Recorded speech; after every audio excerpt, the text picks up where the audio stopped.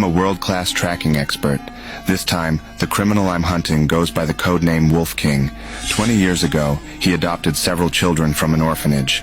Later, he trained all of them to become elite thieves. Each one has their own specialty. Some are world-class hackers. Some can change their appearance in the blink of an eye. Some can even perfectly disguise themselves as a woman when they're actually a man. Wolf King calls the shots from behind the scenes. A few days ago, they stole $2 billion in cryptocurrency and got away clean. But the police don't even know what Wolf King looks like. That night, I suddenly picked up Wolf King's trail. To avoid raising his suspicion, I sent a very plain-looking female officer named Mary to tail him secretly. The goal was to find out exactly where he lived. I sat in my car, watching everything through the surveillance feed. At that moment, Wolf King suddenly turned around. Mary immediately pretended to be looking for something on the ground. When Wolf King spotted Mary, he stopped in his tracks. This guy is extremely cautious. Everyone held their breath in tension, but just as Wolf King was about to leave, Mary whispered something into the hidden earpiece in her ear. I immediately told her to put her hand down, but Wolf King instantly sensed something was off. Just as he was about to walk away again, a cop suddenly moved the surveillance camera. Wolf King caught that anomaly in a split second.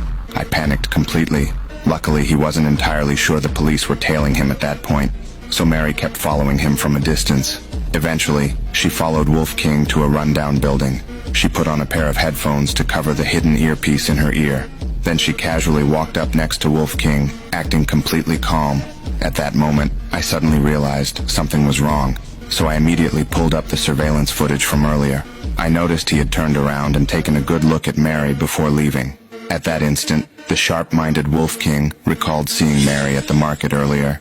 He had confirmed that Mary was a cop. After stepping into the elevator, he pulled a knife out of his pocket. Just as the elevator doors were about to close, I suddenly rushed in. I pretended to take off her headphones while secretly removing the earpiece from her ear. I pretended to be her father. I asked him which floor he lived on, but he said he needed to go back down to the first floor to grab something. When he pressed the elevator button, he did take a close look at Mary's ear, just as I expected. Once he saw there was no earpiece, he put the knife away. I handed him a rotten apple. I had actually hidden a tiny camera inside the apple. Then I deliberately took a bite of the apple and spit it out on the floor. I secretly hid the camera in the corner of the elevator. When the elevator reached the top floor,